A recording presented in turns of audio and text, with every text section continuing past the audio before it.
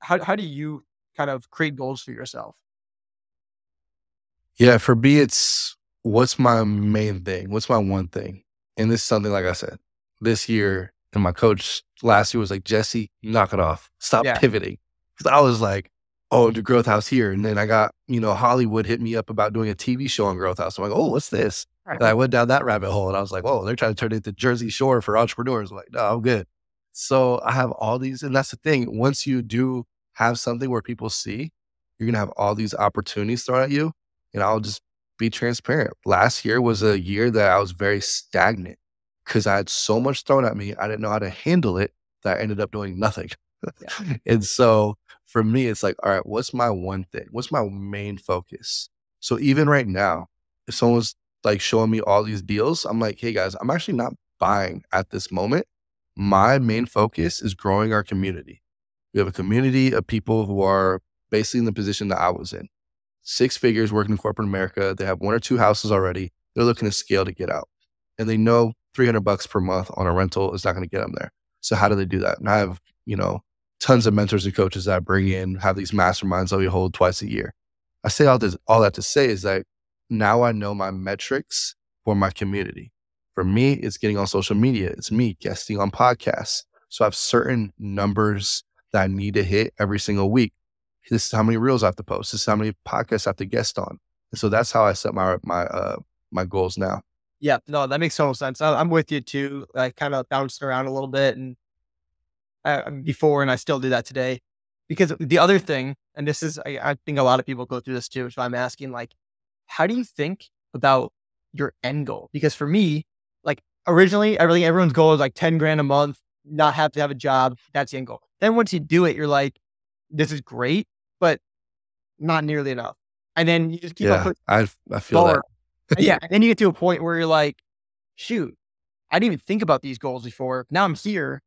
And now thinking about it, I don't really think any number is going to actually make me happy, which I don't think any certain dollar amount or property count or anything like that is going to be, is going to fulfill me. So that's my other internal struggle is like, what is my end goal? I have no idea, which is, I don't know, kind of probably a problem, but I'm curious if you want to share your end goal or how you think about reading an end goal like that, or if that even makes sense, if there even is such thing as an end goal.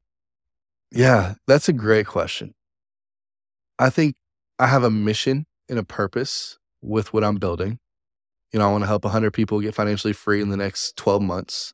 And in the next 5 years, I want to help 1 million people. And obviously it's not going to be direct or in my community, but just through podcasts, me sharing, my story, etc. I want to directly be able to impact someone like that to become financially free.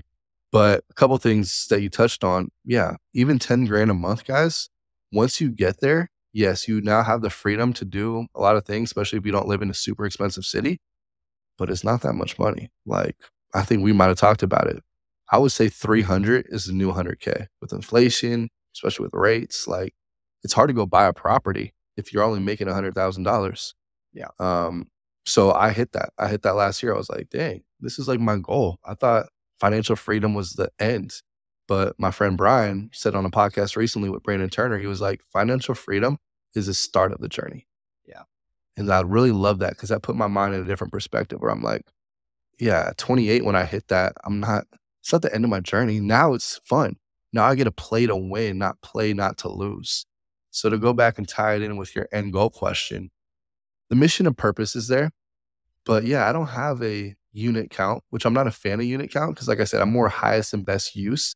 I'd rather have 5 properties that bring me in a crazy amount of money than 1,500 just so I can flex on Instagram with that little door emoji. Like, you probably feel the same way. Yeah, 100%. I hate the freaking unit count thing. It's funny. Note that my VA was asking me before. I kept on saying the word triplex to her, and she's like, "What?" She didn't know what a triplex was, so I explained it to her, and she asked me. She goes, "So when people say how many properties they have, is a triplex technically 1 property or is it technically 3 properties?"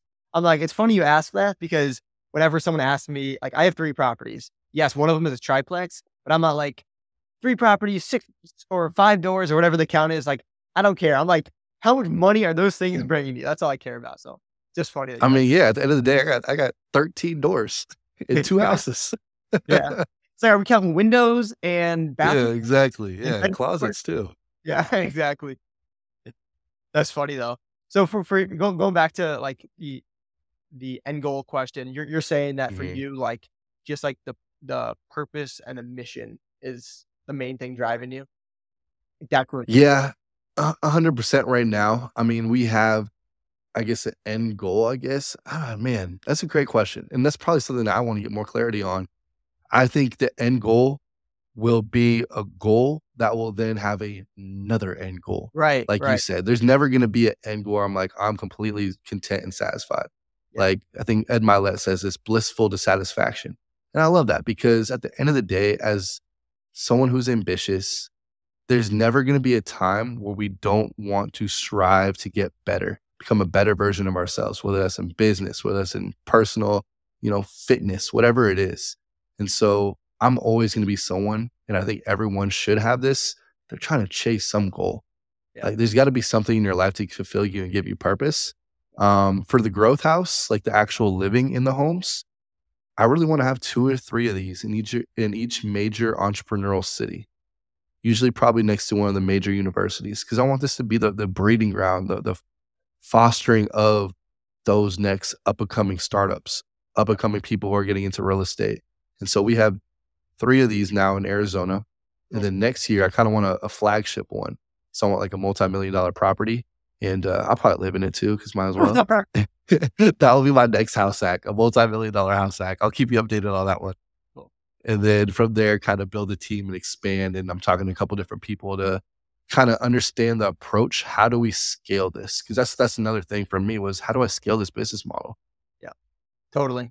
Yeah, I think something I like about you is it seems like you're always leveling up in different parts of your life too. It's not just like a lot of things are I think at the end of the day, like money drives a lot of things. In America, you can't doubt that. But something Hmm. like I know you're super big into like relationships. I like the vision that you're heading in.